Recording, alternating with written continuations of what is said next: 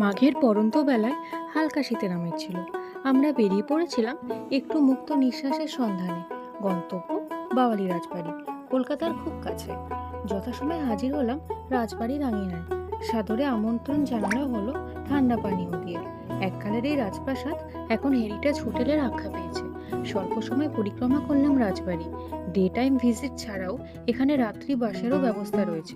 আমরা day tour গেছিলাম, তাই ওখানকার সন্ধ্যা আরতি না দেখার আক্ষেপটা রয়েই গেল। এরপর খাওয়ার পালা, এলো রাজকীয় থালি। কি নেই তাতে!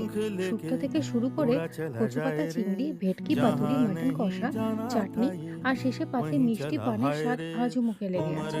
কিছু সময়ের জন্য নিজেকে ওই রাজকীয় পরিবেশের আওতায় মুড়িয়ে ফেলেছিলাম। মন ভরে খেয়ে আর একটু ঘুরে দেখলাম রাজবাড়ির অন্দরমহল। রাজস্বিক আপ্যায়ন আর রাজকীয় খাবার খেতে হলে ঘুরে আসতে পারেন বাওয়ালি রাজবাড়ি। হলপ করে বলতে পারি, খারাপ লাগবে না।